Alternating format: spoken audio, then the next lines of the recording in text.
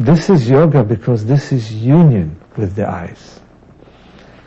Yoga originally was the word union. There's so many disciplines within yoga, Hatha yoga and many others.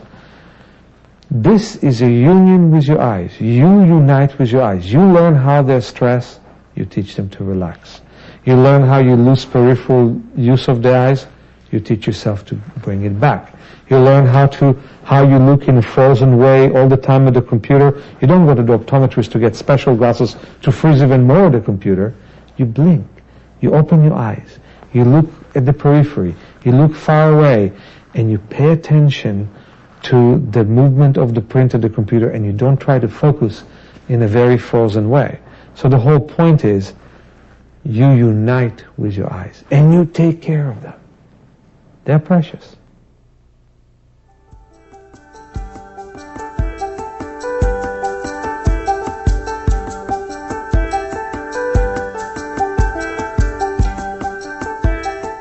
Mearsheimer was born legally blind. By the time he was 7 years old, he had undergone 5 operations. The surgeries removed most of his cataracts, but shattered his lenses and created dense scar tissue.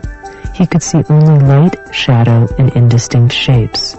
Meir had to do all of his schoolwork in Braille. Yet today, Mearsheimer is licensed to drive a car, without the help of glasses or contact lenses. Yoga for Your Eyes will teach you the same exercises he used to gain functional eyesight and healthy eyes. These simple routines are based on the work of Dr. William Bates, a turn-of-the-century American ophthalmologist who discovered the connection between the eyes and the mind. Dr. Bates challenged conventional medical views about eyesight, views that still guide the practice of ophthalmology today. Most doctors still treat our eyes as isolated organs that can never improve once they begin to fail. William Bates created holistic vision improvement and demonstrated that your eyes can grow stronger and healthier when you learn how to take care of them. The exercises in Yoga for Your Eyes can be organized around 3 basic principles: relaxation, strength, and flexibility. These exercises will help you avoid eye strain, improve your peripheral vision, strengthen your weaker eye, and balance the use of both eyes together. You'll learn to perceive greater contrasts, create a more flexible gaze that moves with ease and clarity between near and distant objects, and notice smaller details in everything you see. Do not wear glasses or contact lenses while doing these exercises. The more you do the exercises, the less you'll need corrective lenses of any kind. However good or poor your vision, you can strengthen your eyesight measurably by regularly practicing Mearsheimer's Yoga for Your Eyes. I'm so happy to welcome you to the real exercises. I want to share them with you. They were so effective with so many people for 26 years. A very major decision has to be made by you. You must take away your glasses or your contact lenses. I know that many of you are attached to them. But for the purpose of eye exercises, please take them away. Don't compare your vision without the lenses to the one that you have with the lenses. Nurture your fuzzy vision and work with it. We will do many exercises indoors and even more exercises outdoors. And what's so important is that you will have high morale and a good mood. Have a lovely experience.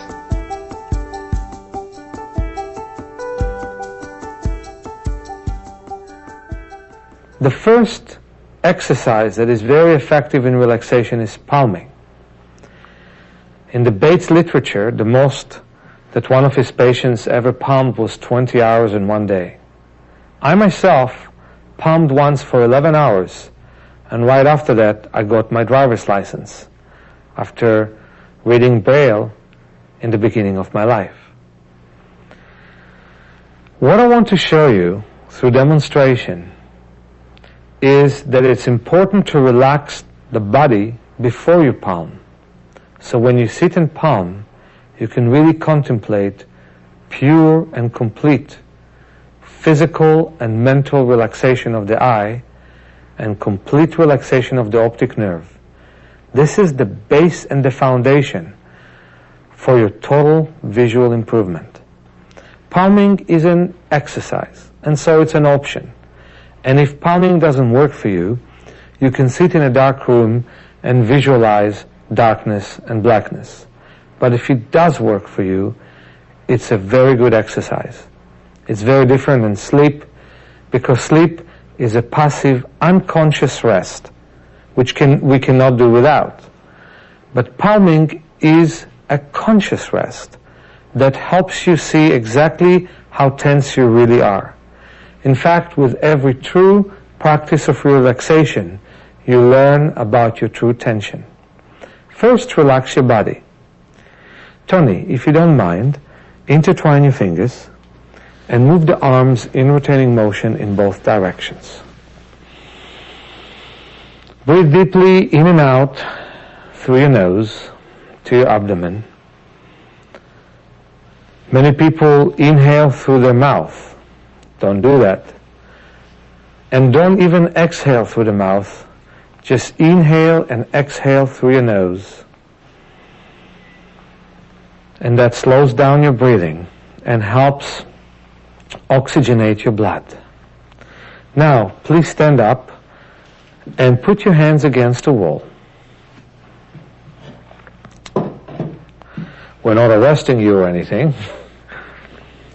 Move your chest forwards and backwards.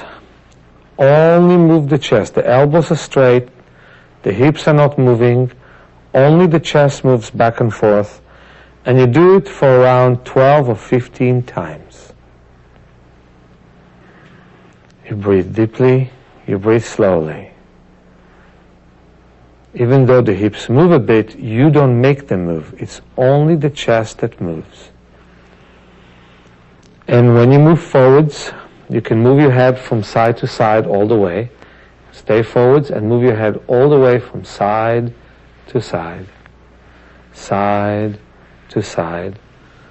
And when you move backwards, stay backwards and move your head all the way from side to side.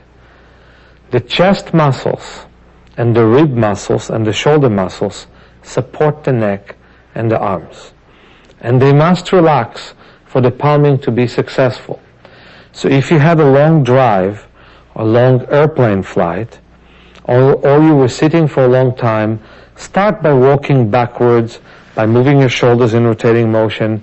Don't start immediately by palming, and then do this exercise of moving the chest forwards and backwards to make sure that your upper body is completely relaxed and is ready for the exercise. Now, you can stand in the opposite way and intertwine your fingers and move the arms in rotating motion in both directions. And you can probably feel that your arms are loose now. Am I correct about that? Yes.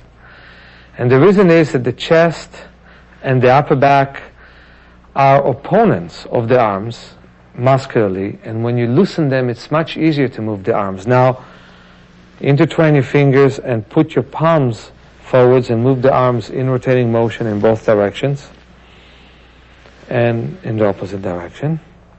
And it's very important for us to loosen the arms, the shoulders, the upper back before we sit down and palm, because it's going to be very easy for tension to ensue. Palming is such an important exercise, and we must do it right. Now let's put the table forwards and the chair.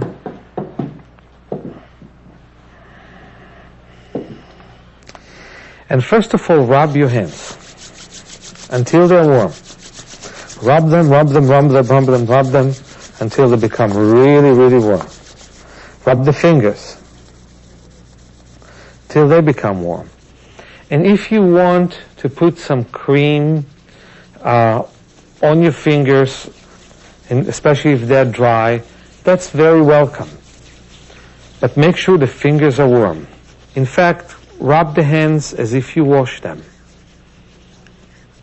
Stretch your arms upwards to make sure they're really loose.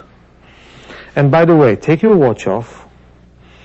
And if you have a ring, take your ring off as well, so blood will flow at a great ease in your hands. Rub the fingers in between them, intertwine them and interlace them. And then rub your hands again. And right now, close your eyes ever so gently, as if you're just going to sleep. Put your palms around your eye orbits. Put your palms around the eye orbits. Lean against the table, but don't bend much. In fact, you can lean with a straight posture. Breathe deeply, in and out. Again, it's very important for you to put no pressure against the cheekbone. It's important for you to put the hands very gently around the cheekbones to make sure that the eyelids are closed but not firmly, and let the mind visualize as if you're seeing darkness and even blackness. Pay attention to your breath. Your breath is your vehicle for relaxation.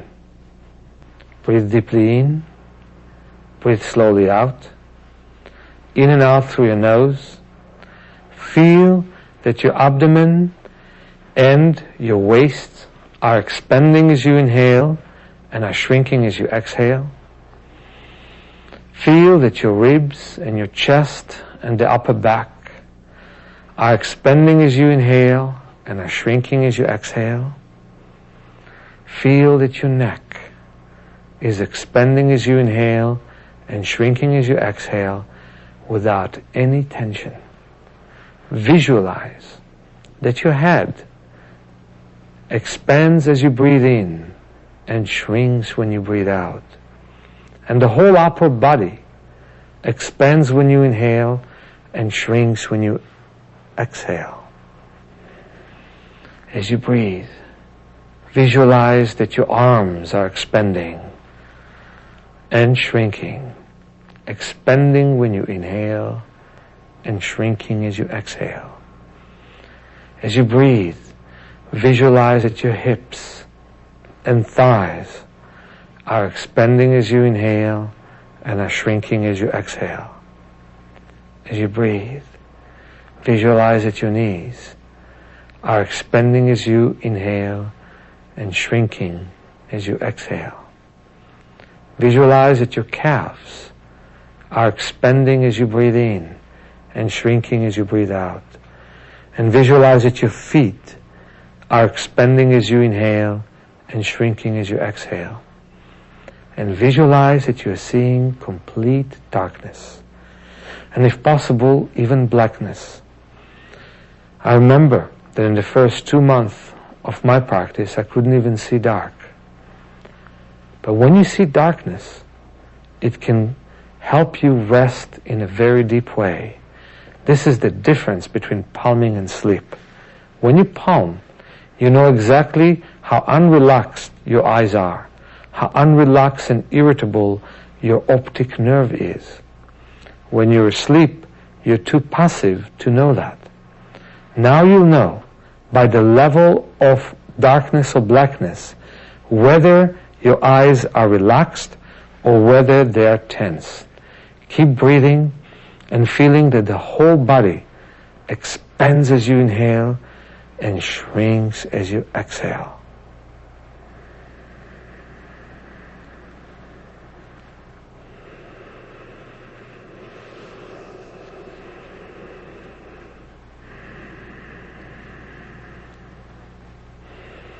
You can now visualize that you're seeing a waterfall or a boat sailing in an ocean.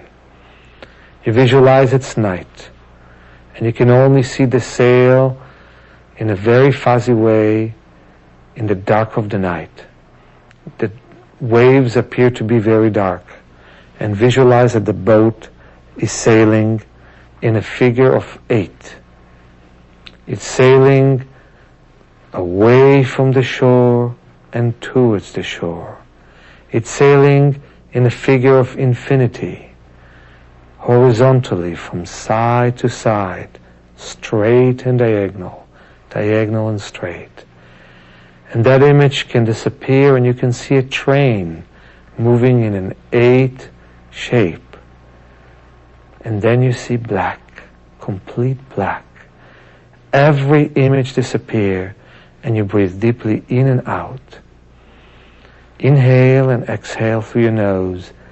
But now open your mouth all the way. Open your jaw all the way to just relax the tension in your face. Breathe deeply in and out and visualize that your house is black. Your city is black. And slowly, slowly, your whole continent and your whole world becomes black. Just stay with that thought for a moment and breathe deeply and slowly.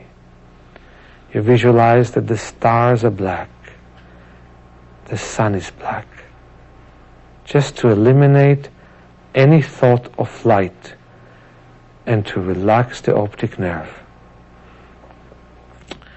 Now return back to your house, return back to your body. Take away the blackness from the room and take away the blackness from your body.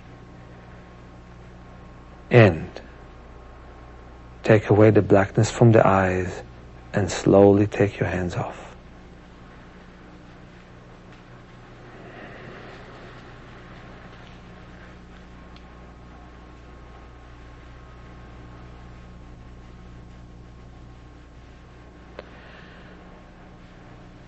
Now,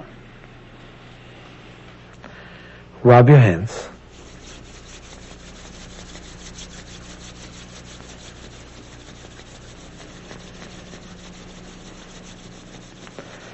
And massage around the eyebrows and the cheekbones. And there are 2 ways to massage the eyebrows and the cheekbones. One way is from the ridge of the nose to the temple. The other way is from the nose to the ear. To unsquint the eye. We tend to squint when we strain to look. This whole program will teach you how to look at anything at any time without any strain. Whether you see letters or objects, whether it's at night or in the daytime, we need to not strain. So you massage around the eye orbits and the cheekbones.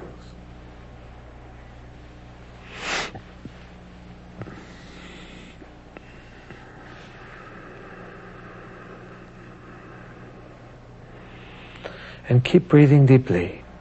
And if you have residue of that thought that your whole body expands as you inhale and shrinks as you exhale, that's a good residue. Don't let it go. Just breathe. The next motion is in circles. Massage the little grooves that you may feel behind your eyebrows in the frontal bone. And all the grooves that you may feel in the cheekbones. You may find some sore spots. Don't make them even more sore by pressing on them, but massage them gently and in rotating motion all the way. So from the nose all the way to the temples. From the nose all the way to the ears in rotating motion. We breathe deeply and slowly. And then we massage gently around the eyebrows and the cheekbones. The eyebrows and the cheekbones.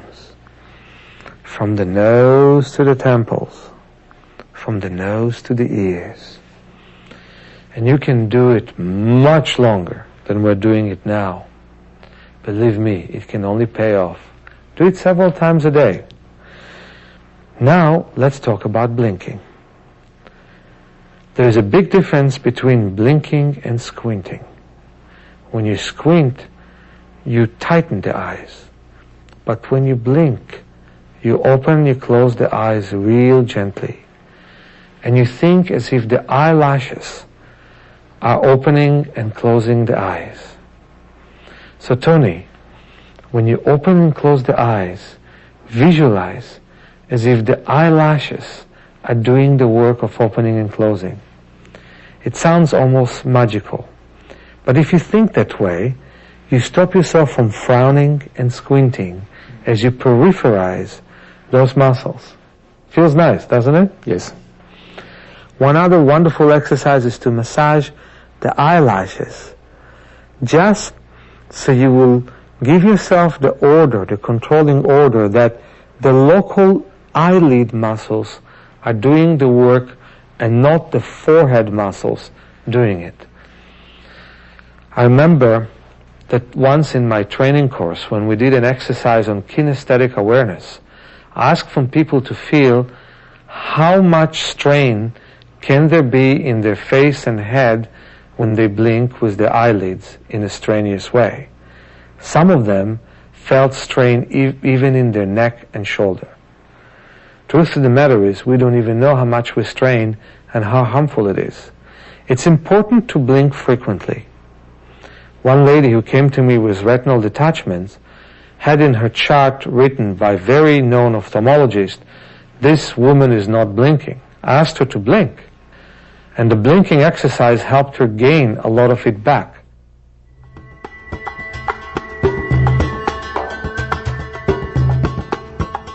When you begin to do the exercises on yoga for your eyes, you may experience an immediate improvement in your vision. You can measure your continuing progress by taking a moment right now to mark your starting point. To do this, you may use a traditional eye chart or make your own. Use flowers, leaves, symbols, clip art from your computer, or any other images you like. Just arrange them in rows so that each row gets progressively smaller as you move down to the bottom of the page. Hang your chart at a distance where you can see only part of the chart clearly. Begin reading each line, starting at the top of the chart. Continue as far down as you can, then mark the last row you can see clearly. As you continue exercising your eyes, you'll use this point to measure how much your vision is improving. To do this next exercise, you'll need 3 rectangles of black construction paper. The first should be 1.5 by 2.5 inches. The second should be 2 inches by 3.5 inches. And the third should be 2 inches by 5 inches. A double-overed piece of adhesive tape in the middle of each rectangle will allow you to attach it to the point between your eyebrows, or at the top of the bridge of your nose. You will use these tools to strengthen your peripheral vision and balance the use of both eyes together. We're going to use several instruments in our work. Very easy instruments to use. And this is a good introduction, and you can yourself innovate and invent a lot of other instruments. This is a small piece of paper we put between the eyes to simply block central vision. With this, we'll block even more central vision. With this, we'll block even more central vision. We're using the chart, and we're using a page with different size print. By the way, don't be slaves of this practice. This is just a suggested practice. If you adopt the same principle with other exercises, you will do just as well for yourself. Let's start, Tony, by maybe we should move away from the chart, now that you know exactly what you see, and move your chair opposite than the table, or should I move the table away? Maybe I should move the table away. And put this little paper between your eyes. Effectively, you block your central vision. Wave your hands to the side, and when you wave your hands, you are stimulating the rods which are specialized in peripheral and night vision. In the past, people used to sit in amphitheater and have 360 degrees of vision. Today, our peripheral vision has been diminished. We hardly walk at night. We hardly see stars and moons these days. And it takes about 40 minutes of a night walk to wake up the rods of the eyes. If you know a friendly environment, walk for about an hour and 10 minutes, so you'll have half an hour of waking up those rods. And the next thing I want you to do, Tony, is wave your hands and move your whole body up and down as you wave the hands, just to create more and more stimulation to those rods. Of course, one thing that you can do is run with this paper between your eyes and wave your hands to the side. And I used to do it. I used to even bike, but with a smaller piece of paper, and everybody was laughing, of course, but it really helped me start and use my two eyes together. If you use both hands from the two sides, you will have a good peripheral vision.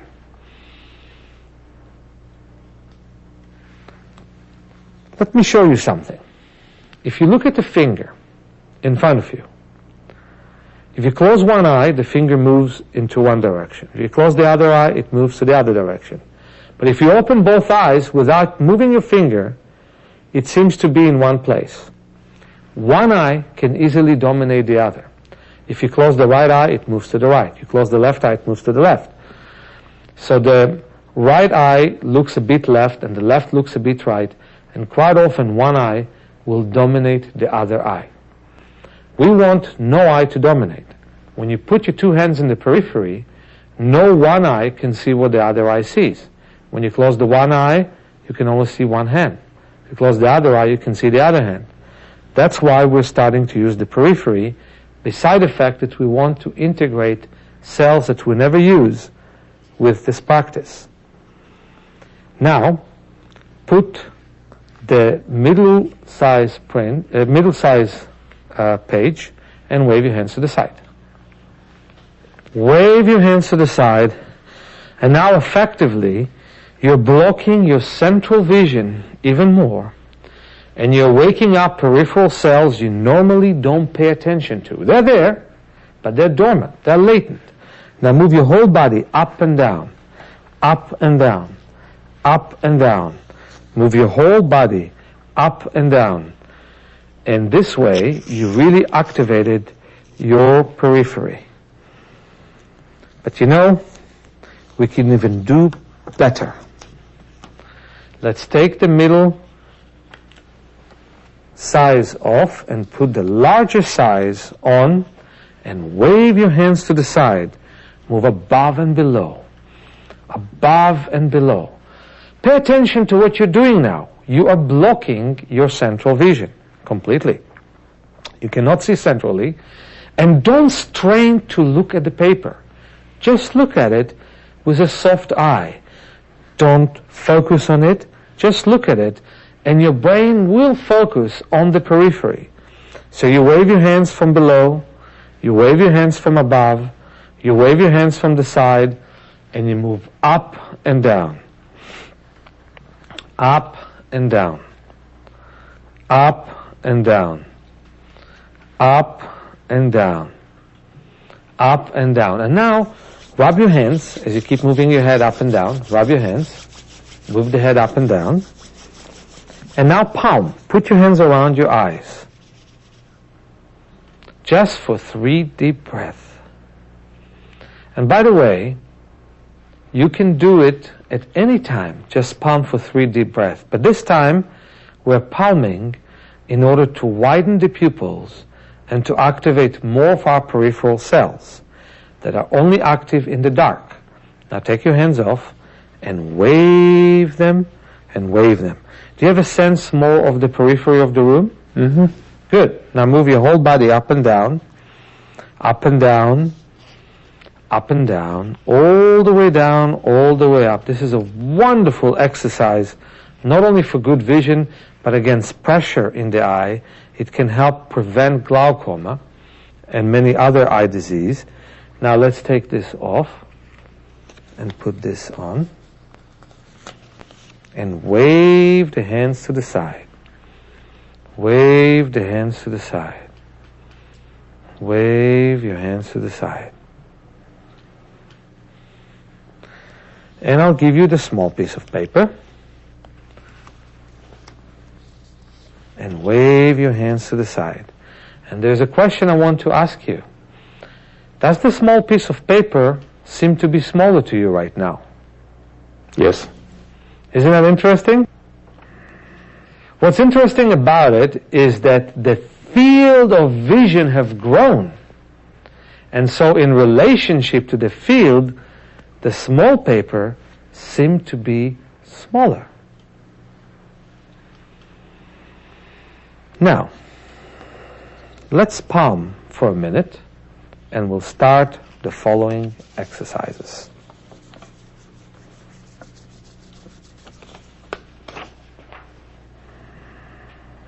Breathe deeply.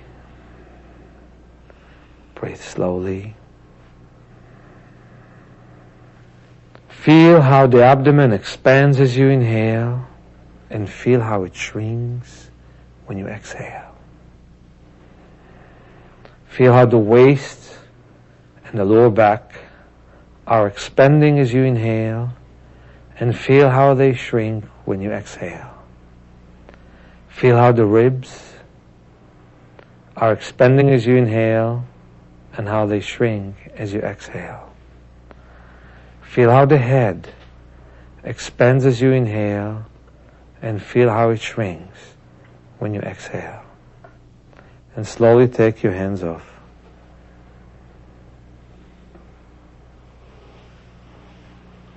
Now, Tony will do the following exercises. Turn to the chart again.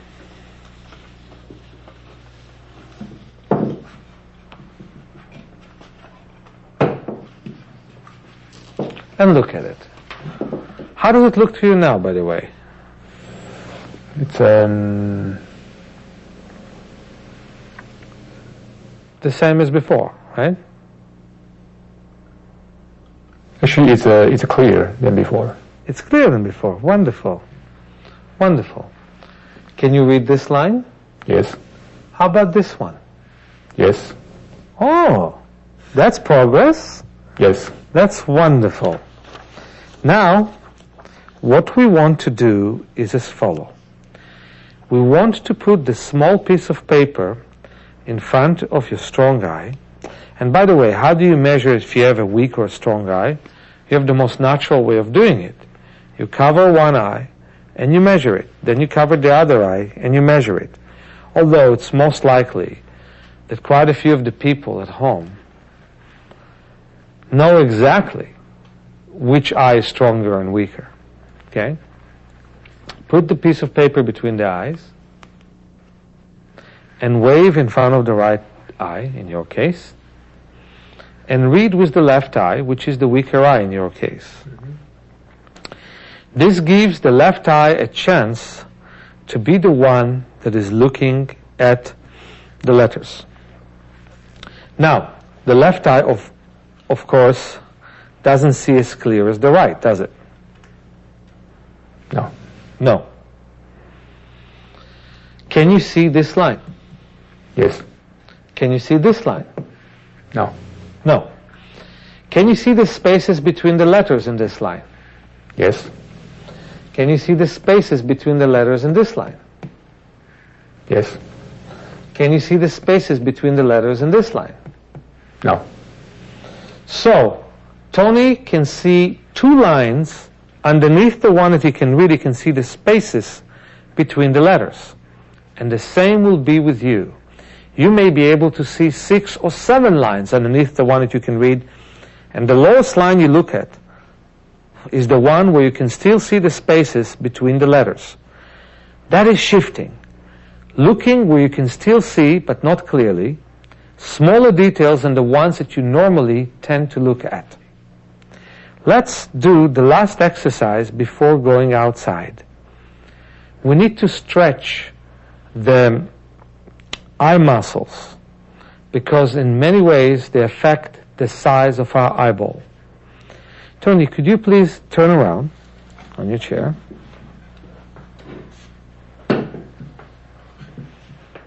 And the exercise is as such. Put your hand on your forehead to make sure that you don't tighten the forehead to do the exercise. Look up to the ceiling. Look to the side. Look down. Look to the other side. Look down. Look to the other side. And look up to at the ceiling. So you move your eyes in rotating motion. And you move them from side to side. And you breathe deeply and slowly. You keep moving your eyes in rotating motion and from side to side. As you do that, you are stretching your muscles in your orbits. Keep moving the eyes in rotating motion in both directions. Move them and move them and move them. And breathe deeply and slowly. Breathe deeply and slowly. If you sense that somewhere is hard for you to move your eyes, like for example up, or up to the right, or up to the left, stay there and move your eyes from side to side right there. Now rub your hands and palm.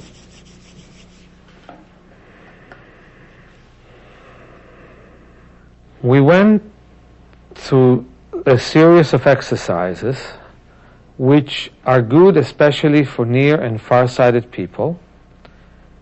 There are many more exercises to do, but this is a wonderful introduction to what you need to do to improve your vision.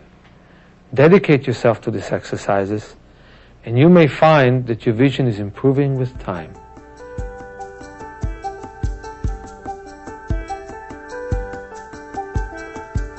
Many older people suffer loss of their central vision.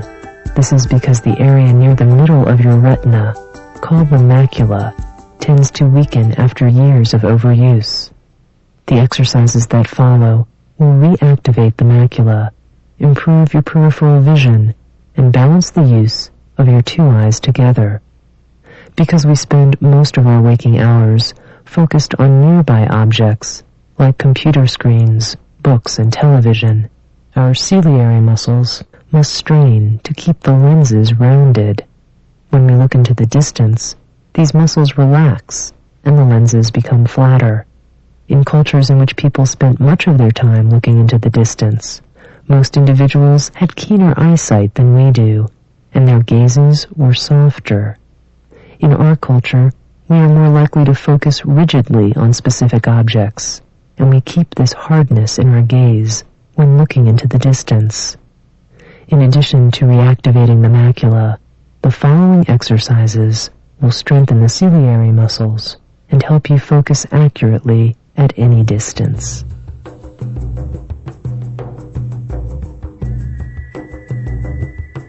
The healthy eye continually moves from one small area to another, so that the macula, the tiny area in the center of the retina that is capable of detailed vision, can briefly gather information in each one of these areas.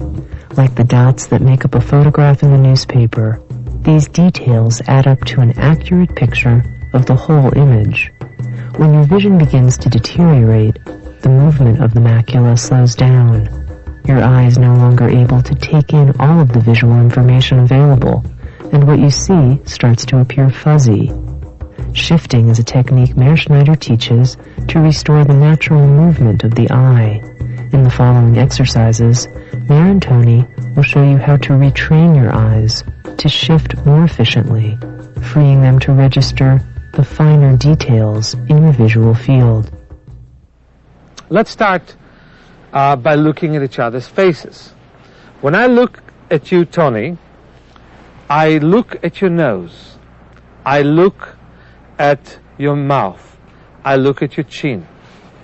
And Tony, since you see better than me, when you look at me, you can look at the tip of my nose. You can look at each nostril.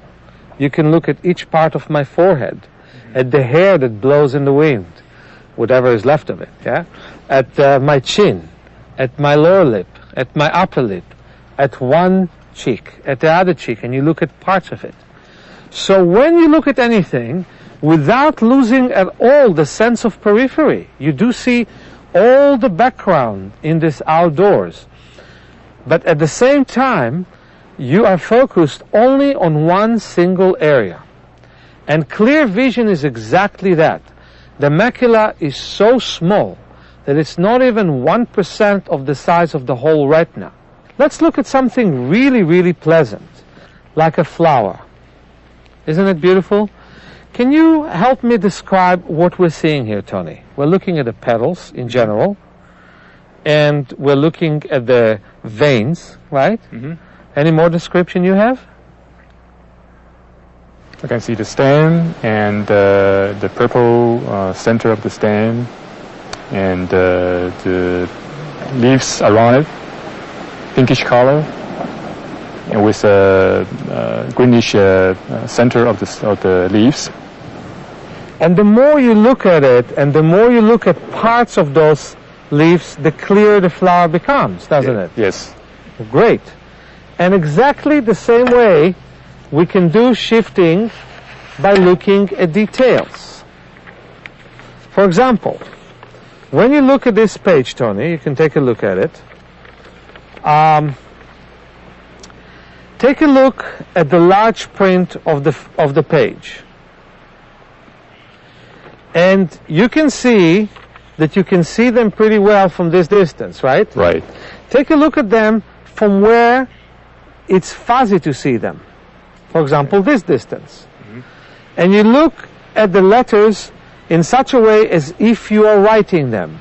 As if you had ink and you blackened each one of those letters. And you look from letter to letter, from ink to ink, from print to print. Now close your eyes and visualize that the letters are black and the page is white. And if it is hard for you to visualize that, say it. Say it 3 times. The letters are black, the page is white. The letters are black, the page is white. The letters are black, the page is white. Open your eyes. Is it a bit easier to look at those letters? Yes. Now take a look at the second column without changing the distance. Very important. Don't change the distance and don't strain to see anything. Look at the spaces between the words. Look at the spaces between the lines. It's very important that when you don't see something clearer, you don't try to see it clearer, just look at what you can see. So you see the spaces between the words, you see the spaces between the letters, close your eyes and say, the ink is black, the page is white. 3 times. The ink is black, the page is white. The ink is black, the page is white. The ink is black, the page is white. And open your eyes. And if you can see it without saying it in your eye mind, then just do that. How does it look to you? Does it look to you with more contrast? Yes. Now let's take a look at the third column and see the spaces between the words and see some spaces between letters. Can you see some spaces between letters? Yes. Now close your eyes and say, the letters are black, the page is white. The letter is black, the page is white. The letters is black, the page is white. The letter is black, the page is white. Open your eyes and take a look at the letters. And you can see that the spaces between the letters are a bit clearer. Mm-hmm. Now let's take a look at the lower letters. And there it's very hard to read anything, but you can take a look at the spaces between the words, spaces between the letters, spaces between the lines. And again, close your eyes. And those of you who have imagination, you don't have to say it out loud. And those of you who have a hard time imagining, say, the ink is black, the page is white. The ink is black and the page is white. The ink is black and the page is white.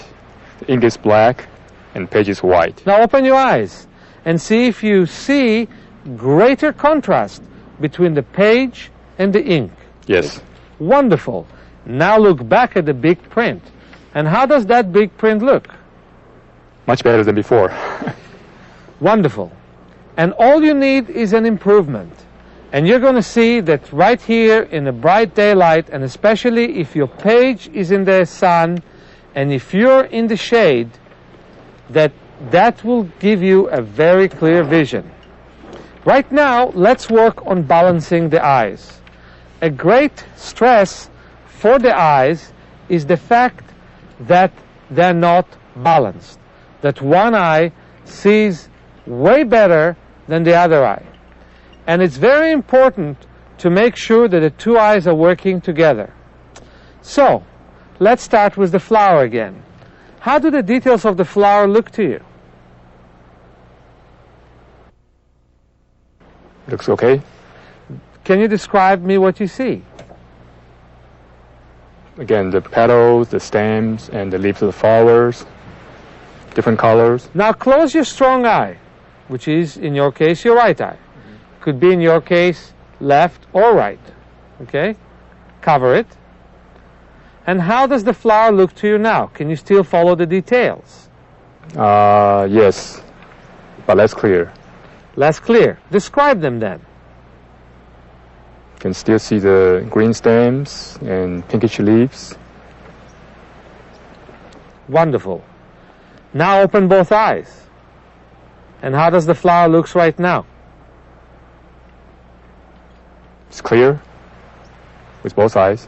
It's clearer, isn't it? Yes. So now what we're going to do is put a small piece of paper between the eyes.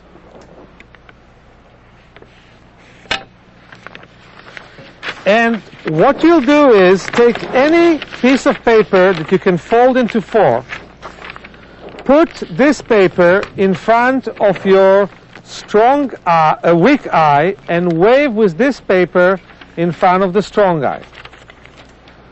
So you wave with one paper in front of the strong eye, while with the weak eye you're looking at the paragraphs. I want you to look at the spaces between the words. Put it in an uncomfortable area. Do you see the spaces between the words? Yes. Can you read the words?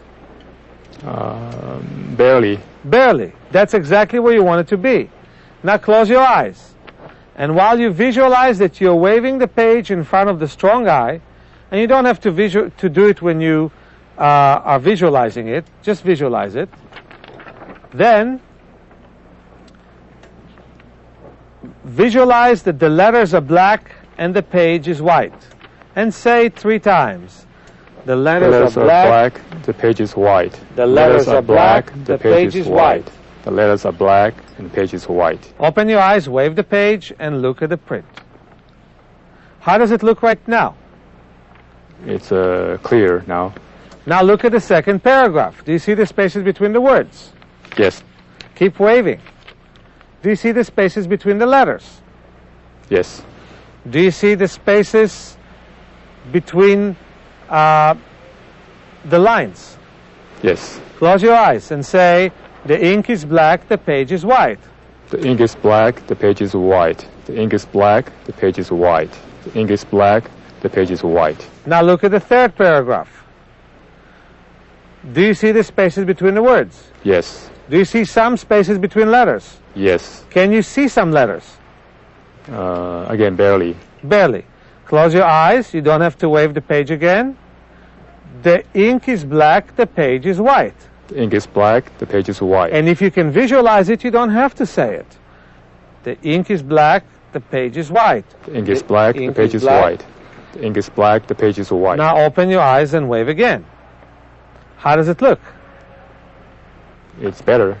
Good. Look at the lower paragraph. Do you see the spaces between the words? Yes. Do you see the spaces between the lines? Yes. Can some letters surface up? Again, it's barely. Okay, close your eyes. And don't wave.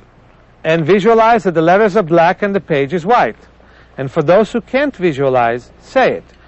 The letters are black, the page is white. The letters are black, the page is white. The letters are black, the page is white. Wonderful. Now wave again and look at those letters. Is there more contrast? Yes. Now look at the dinky, smallest letters. Look at the spaces between the words. Look at the spaces between the lines. Close your eyes and say, the ink is black, the page is white. The ink is black, the page is white. The ink is black, the page is white. The ink is black, the page is white. Now wave your page again. How does it look to you right now? More contrast. Now take a look at the big print. How does it look now? It's much better, much more clear than before. Wonderful. How does the flower look to you right now? It's got more contrast, more coloration. Wonderful. And let's take the page off. And now tell me, how do the letters look to you this minute? It's very clear. And how does the flower look to you? It's very beautiful. This is exactly what balancing the eye means. You use the weaker eye and you put the stronger eye in the periphery. And after you do that, you see that your brain tends to look at small details with no effort. The biggest risk that you may have is that you'll create a great effort to see details. Don't worry about what you don't see. Just look at the smallest details that you do see and look at smaller details than those. The people who see the best in this world are people in primitive tribes, Bedouins in the desert, bush people in Africa, and they look far, and they look far without trying to see. When you were an infant, you looked only from 2 feet away at the age of 8 weeks. Then as you crawled and walked, you looked farther and farther without making any strain to see. Consequently, you got your great vision. When you lost it, you stopped looking at details, you just demanded from yourself to see them. So don't demand from yourself to see them, just look and make sure that you activate your weaker eye. Another great aspect of shifting is looking at different distances. Something should be really known to you about the physiology of the eye. The ciliary muscles that curve the lens work very hard to see from near, 20 feet or less. Anytime that you see 20 feet or more, the lens is flat and actually the eye is restful. Whenever you read, even if you read an eye chart from distance, and whenever you read the page from near, whenever you look at a computer, you should look far away. As humans, we didn't used to look so much from near until the last century. And so it's very important for us to look from far. And it's also important for you whenever you walk in the street to walk in a conscious way and look at many details. And now some exercises. Tony, could you please look far at these beautiful mountains and hills? Can you describe me what you're seeing in them? I can see the trees, the dry grass with brown color, house in front of me, some cows. Wonderful. How many cows, do you know? 1 or 2. Okay. Now, let's repeat the exercise we did before. Put the piece of paper between your eyes, and let's give you a piece of paper to wave, and wave in front of the right eye while looking with your left. And if in your case, it's your left eye which is the strong eye, wave in front of the left and look with the right. But you always wave in front of the strong eye to put it in the periphery while it's always in the center. And the idea is that you give freedom to the weak eye to work. And you wave and wave and wave and wave and wave. And do you still see all that you saw with both eyes? Or is it fuzzier? It's fuzzier. What do you see now? You can still see the tree, the dry grass, and the house. Wonderful. I want you to point at 6 different points that you're looking at with your finger as a pointer, and you look at point A, B, and C, and so on. Point at 6 different points, and then point at 6 different points at half the distance, and then point at 6 different points close to you. And again, look far away, engage with that area, and point at 6 different points. This is shifting for you.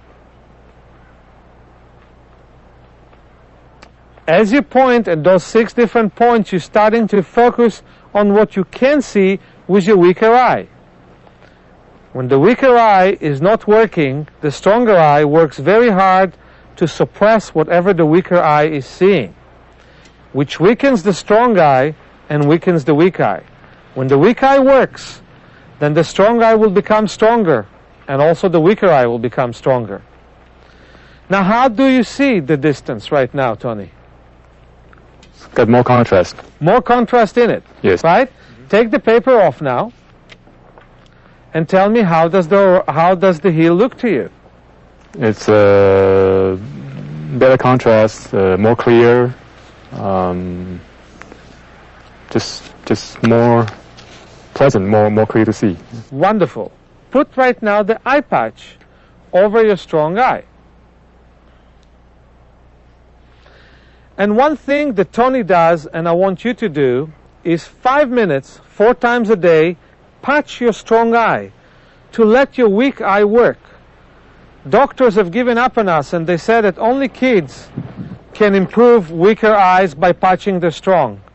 But I disagree. I found that adults like Tony, like myself, and many other people, by patching the strong eye, are capable of activating the weaker eye.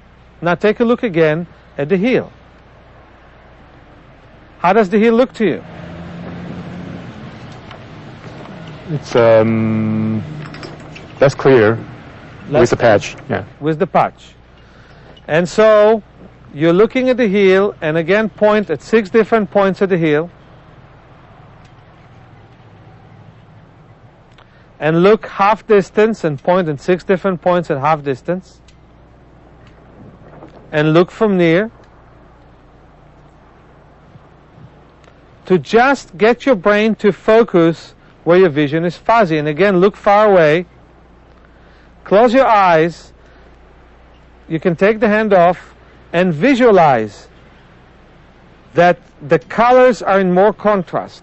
The bright part of the heel is brighter, the dark is darker, and the sky is bluer.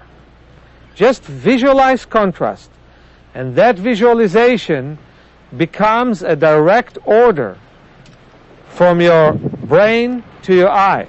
Now open your eye and take a look at it again. How does the top of the heel look to you?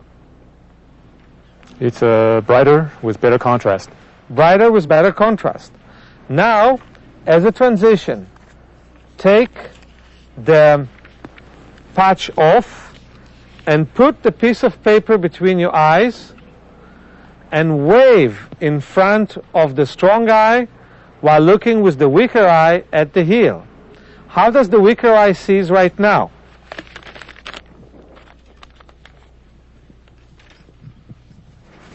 I can see the tree, I can see the ridge top, but less clear comparing to both eyes. Right. Close your eyes, and again, visualize without waving that you're waving in front of the right eye, or in your case in front of the left eye if the left eye is stronger, and that you're looking at different parts of that heel. That the heel is very bright in the bright parts, dark in the dark parts, and that the sky is bluer. And now wave your hand again and tell me, how does the heel looks to you? See a better contrast. Wonderful. Now let's take the paper off, and how does the heel looks right now? It's real bright. Real bright. Is it clear? It's clearer than before, with I can see clear brownish color of the dry land and greenish trees, blue skies. The whole thing just getting bright. Yeah. Wonderful. One thing that you should know, that when you look at big and small print, when you look at a chart, and then you look far away, and then you look back at the big and small print, your eye is rested from looking far, and it will see much better what's in front of you and what's nearer. The following exercises, sunning and skying, involve adjusting your eyes to bright daylight. Because we spend so little time outdoors, Our pupils have lost some of their flexibility.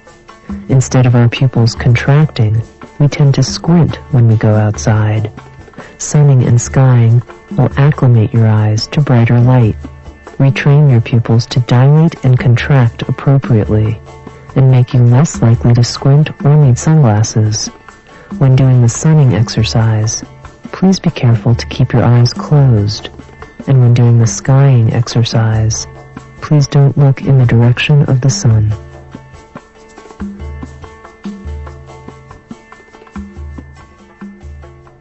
Let me introduce you to the practice of sunning. Sunning is a very important practice, and it has to be done correctly. It will wake up your eye to life. It will wake up the macula to life, which is the central part of the retina, and it will contract your pupils. It will help you very much in the practice of shifting. Because if you adjust to strong light and adapt to strong light, you have a stronger eye that will naturally look at details. Tony, close your eyes very gently, as if you're just closing them before you go to sleep, and move your head all the way from side to side. Take a look at Tony's movement. It is full. It is all the way from side to side. Some of you would be able to move the neck simply so well that your chin moves from shoulder to shoulder. Many others would need to move the shoulders a bit. Let me show you how you don't do it. Don't move your head from side to side. Don't move ear to shoulder, but only chin to shoulder. So don't do this, but do that. Move your head all the way from side to side. Pay attention to the warmth of the sun. Relax your face. Relax your eyelids. And just know that your pupils contract as you look straight at the sun and expand as you look away from the sun. And both pupils contract together and expand. Contract and expand. You breathe deeply and slowly. This is the most important part of the exercise that you want to do no less than 5 minutes a day, and you want to do averagely 20 or 25 minutes a day, once in the morning, once in the evening, and maybe for a short time during the day. It will really strengthen your eyes. And here are some additions. Rub your hands, Tony, as you keep moving the head from side to side. And Tony is doing it just right. He keeps moving the head from side to side as he rubs his hands. Do not stop your head from moving. That would be wrong for the eyes. Now turn around and palm. Put your hands around the eye orbits, and not for a long time, for about 3 or 4 deep breaths. And you can see how darker the palming is right now after being exposed to the sun. Now take your hands off, look at the sun, and now move your head all the way from side to side. Breathe slowly. Breathe deeply. Breathe into your lower abdomen without any tension. And good addition is massage the eyebrows when you get to the side. So when you get to the right side, you massage the right eyebrows. When you get to the left, you massage the left eyebrows. I don't want you to squint in the sun. I want you to relax in the sun. In fact, Dr. Bates said that our choice is to squint or to see well. If you won't squint in the sun, you will wake up hundreds of thousands, if not millions, of cells in your retina, in the macula, precious cells that can help you see very well. And take a look at how beautifully Tony is doing it.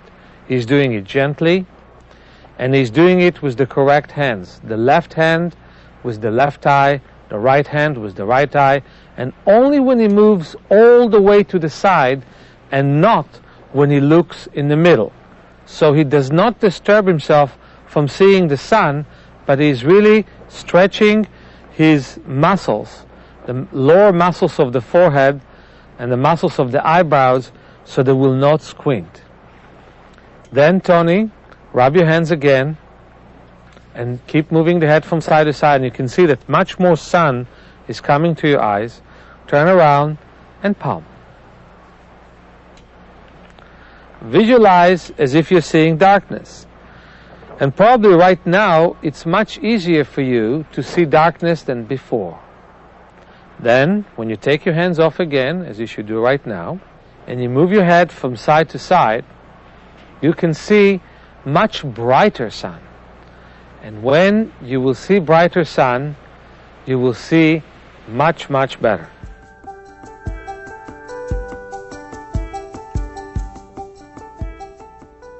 I want to introduce to you the exercise of skying. When you have no sun, you still want to adapt very vigorously to the daylight. It will help to activate your pupils and contract them. It will also help to your macula to wake up, and it will help your shifting exercises. Take a look at how we do it. We open the eyes and we don't close them. We blink at the sky, and many of you will find that you're squinting when you do that. So the solution is stretch your hand, and with the base of the fingers, the edge of the metacarpal bones, you put one hand behind your head, one hand on the forehead. The hand behind your head will be clawed, like a claw. And you put one hand on your forehead and you move the head from side to side and you blink at the sky. Blink. Blink softly, but blink very quickly. Whether the sky are blue, whether the skies are cloudy, blink and blink and blink and adapt and adjust to the sky. Blink and blink and blink and blink and blink as you're looking at the sky, and you're going to find that it becomes easier for you to then look at details. When you stop doing the skying, just look at some details and you're going to see that they're much clearer.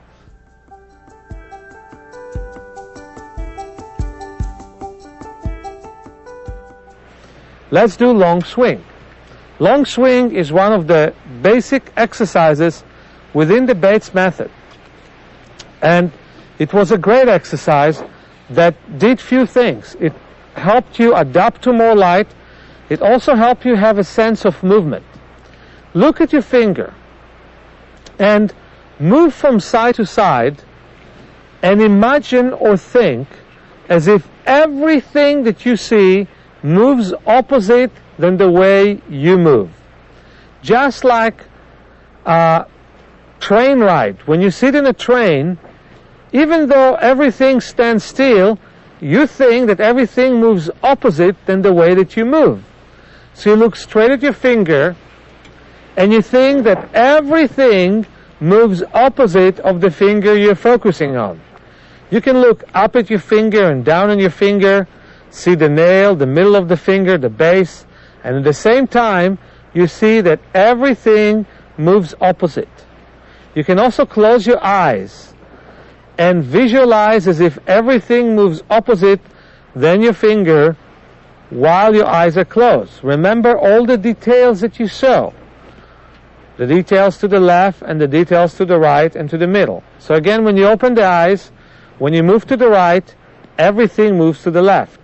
When you move to the left, everything moves to the right. And we can do exactly an opposite exercise. You put the finger horizontally and you move up and down. And as you move down, everything seems to move up. And as you move up, everything seems to move down. And you move up and down, up and down, imagining as if everything moves opposite than the way that you move. When you look up, everything moves down. When you look down, everything moves up. That will give you the sense of movement. And now, I'll move up with my finger and then down. I'll move up with my finger and then down. Up, and down, and I'll keep moving my finger up, and when I move up, I think as if everything moves opposite than me. When I move down, I'll think the same. So when I look up to the right, I think that everything moves down to the left. When I look down, I think that everything moves up to the right. Up to the left, I think everything moves down to the right. When I move down, I think everything moves up to the left.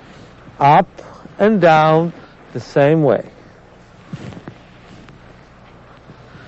Then I look straight at my finger again and move from side to side, and probably you can see already that it's easier for you to imagine or to sense that things are moving opposite than you, that every object that you look at does move opposite than you. And right now, look at the sky again and do the skying and blink. And when you do the skying and blink, you can see that it's much easier for you to absorb the strong skylight. Breathe deeply and slowly. With one hand, you put pressure on your forehead, and with the other hand, you put pressure on the back of your head. You blink and breathe as you look up at the sky. If you only learn to relax your eyes and to pay attention to them,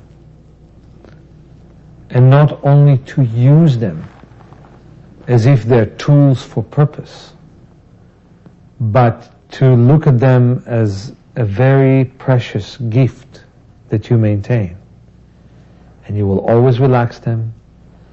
You'll always compensate for effort that they make by putting your eyes away from the book momentarily and look far away, by paying attention to the periphery. You sense when they get tired and you take care of the fatigue. Then you have really benefited from doing this work. No matter how much you improve and no matter how much time you have, if you only have 5 minutes at this part of your life, spend those 5 minutes taking care of them. Palm a minute, an hour in your workplace, or lie down and put a nice hot towel over your eyes and rest them. Take care of them. They deserve your attention.